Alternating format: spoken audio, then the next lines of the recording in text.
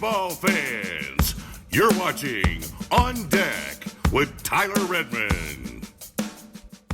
All right, let's talk about the Braves' newest acquisition, Nicky Lopez.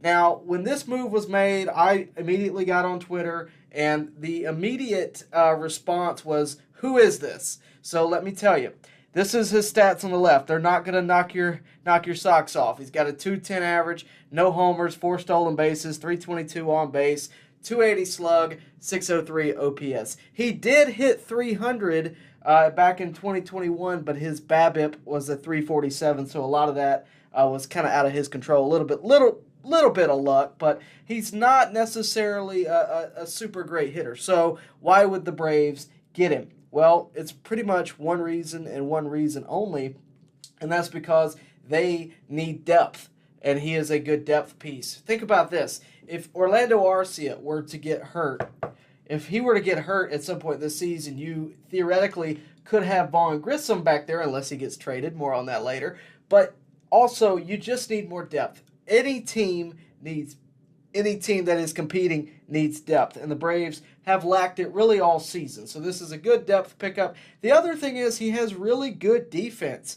He is in the 96th percentile, according to Baseball Savant, with outs above average. So his defense is pretty stellar. So I like this pickup. We didn't lose really anything. We traded left-handed pitcher Taylor Hearn, who we actually acquired the other day from the Rangers. I didn't think that move was exactly huge when we made it. We only traded cash.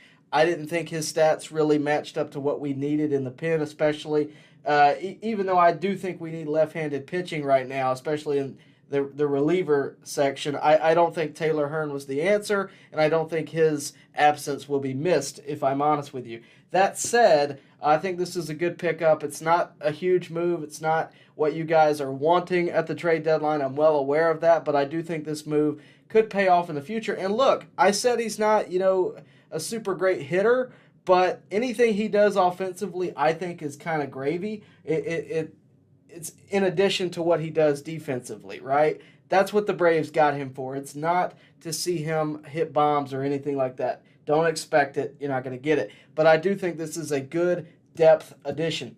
That said, I don't believe that the Braves are done.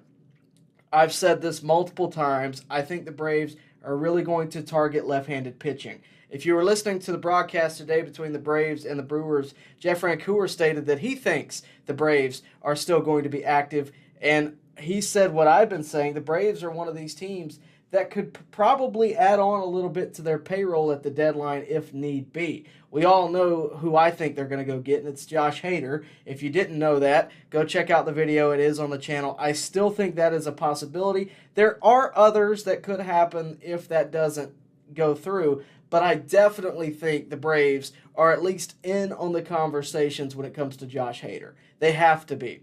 Now, that said, the Padres don't necessarily have to trade him, right? I mean, just because I think they should be sellers does not necessarily mean that they will be. Now, they're not the only ones like that. There's a few teams. The Cubs right now are flirting with whether or not they're going to be a buyer or a seller, right? And that's really where you have to start when you look at who is going to be traded, is what teams are buyers and sellers. The Cubs are on the fence. The Tigers are on the fence. But there are some that I would say are confirmed sellers, and we're going to talk about them in just a second. But at the end of the day, the Braves are going to be solid come postseason. I think they are built to make it to the postseason.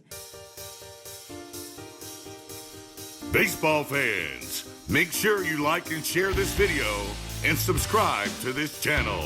As always, thank you for your support.